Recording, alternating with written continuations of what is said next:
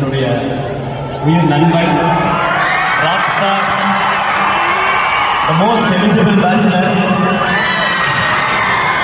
அனிருத். ஆக்சுவலாக அனி சாரும் நானும் பண்ணுற 8வது படம் அவர் சொன்ன மாதிரி நாங்கள் 8 படம் பண்ணியிருக்கோம். அது இல்லாமல் ஏகப்பட்ட ப்ரோமோ வீடியோ பண்ணியிருக்கோம்.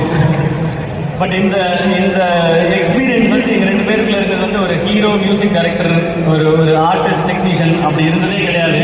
இது என்றைக்குமே அந்த அந்த ஃப்ரெண்டுன்றதுக்கும் ஒரு ஸ்டெப் மேலேன்னு நினைக்கிறேன். எனக்கு அவர் அவ்வளோ பிடிக்கும். எதிர்நீச்சல் கேட்டானப்ப நான் போய் அவர்கிட்ட சொன்னேன், சார் பாட்டெல்லாம் பயங்கரமாக போட்டீங்க, ஆல் காலேஜ் கேர்ள்ஸ் ஃபாரின் எல்லா பக்கமும் என்னை கொண்டு போய் சேர்த்துட்டீங்கன்னு. அவர் அவ்வளோ ஸ்வீட்டாக திரும்ப ஒரு பதில் சொன்னார், இல்லை சார் நீங்கள் தான் என் பாட்டை கொண்டு போய் பிஎன்சியில் சேர்த்துருக்கீங்கன்னு சொன்னார். எல்லாரும் கேட்பாங்க உங்கள் 2 பேர் காம்பினேஷனோட சக்ஸஸ்க்கு என்ன ரீசன்னு. இதுதான் ரீசன். நான் அவர் தான் காரணம்னு சொல்லுவேன், அவர் என்ன தான் காரணம்னு சொல்லுவார். பட் முழு காரணம் அந்த ஆள் மட்டும்தாங்க. நமக்கு என்ன தெரியும் பாட்டை பற்றி?